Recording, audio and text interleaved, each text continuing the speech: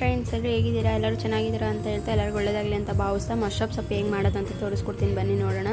Mushroom ಸೊಪ್ಪು ಮಾಡಿದ್ದು delete ಆಗಿಬಿಟ್ಟಿದೆ ಬೈ ಮಿಸ್ಸಾಗಿ. ತುಂಬ ಬೇಜಾರಾಗ್ತಿದೆ ಫ್ರೆಂಡ್ಸ್. ಅದನ್ನು ಹೇಗೆ ಮಾಡೋದಂತ ಬಾಯಲ್ಲೇ ಹೇಳ್ತೀನಿ, ಮತ್ತು ಹಚ್ಚಿ ರೆಡಿ ಮಾಡ್ಕೊಂಡಿರೋದನ್ನು ನೋಡಿ.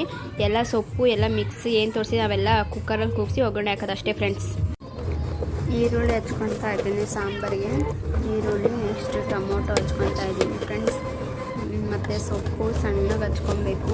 ಸಣ್ಣಗೆ ಹಚ್ಕೊಂಡು ಕೂಗಿಸ್ತೀನಿ ನಾನು. ಮಸಾಲ ಮತ್ತು ರುಬ್ಬೋದು ಇಲ್ಲ, ಸೊಪ್ಪನ್ನ ಅಷ್ಟು ಸಣ್ಣಗೆ ಹಚ್ಕೊಂಡು ಮಾಡೋದು.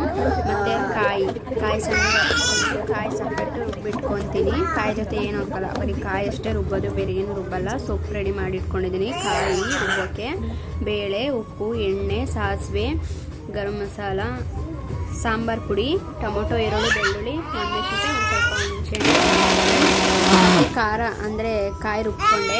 ಮತ್ತು ಈಗ ಒಗ್ಗರಣೆ ಹಾಕಿದೆ. ಸಾಂಬಾರು ಆಗಿಂದೆ ನೋಡಿ.